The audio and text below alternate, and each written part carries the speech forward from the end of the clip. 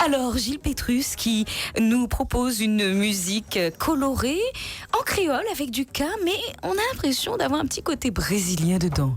Oui, c'est sûrement mon affection pour le Brésil. Tu es déjà allé? Oui, bien sûr, oui. D'accord, c'est là-bas que tu as trouvé des petites sonorités, des résonances? Non, je les avais déjà avant d'y aller, et c'est en fait mon départ à la musique démarre avec l'envie de jouer cette musique du Brésil. Cette musique du Brésil. Alors justement, comment tout a commencé pour toi? On veut tout savoir.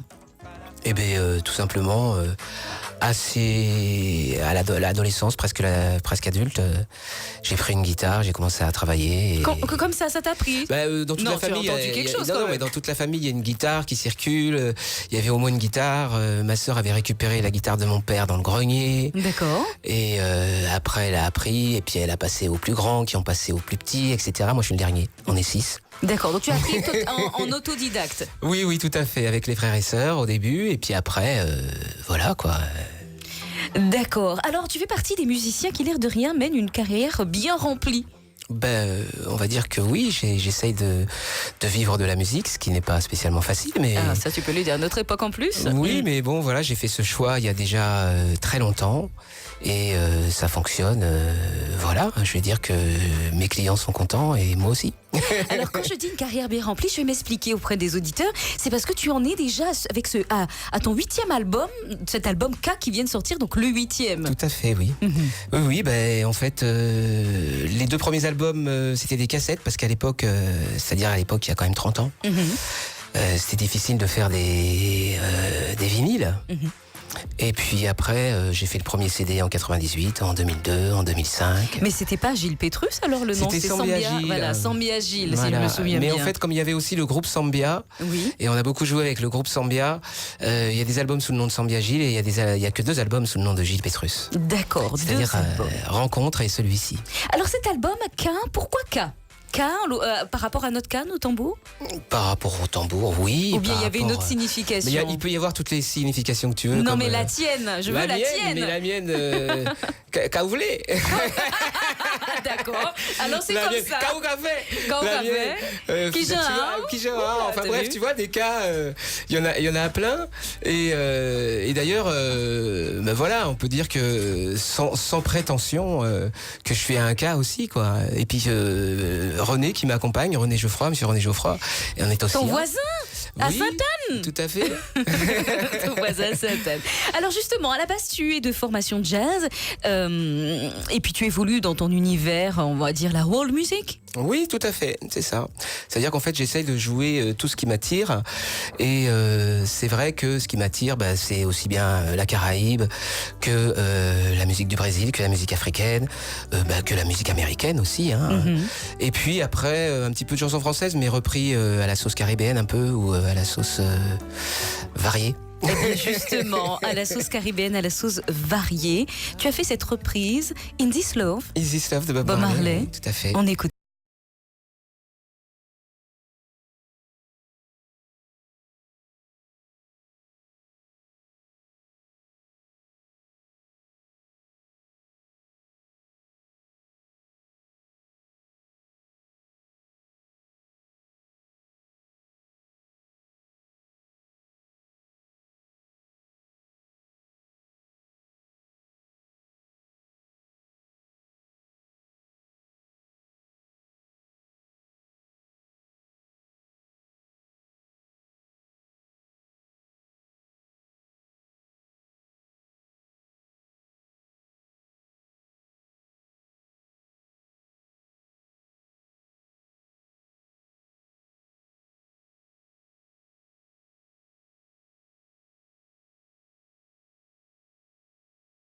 Tu peux pas interpréter un morceau de quelqu'un d'autre sans lui demander son autorisation. L'autorisation. T'as demandé donc à la maison de disques? J'ai demandé à la maison de disques, voilà, qui était à Londres. Ouais.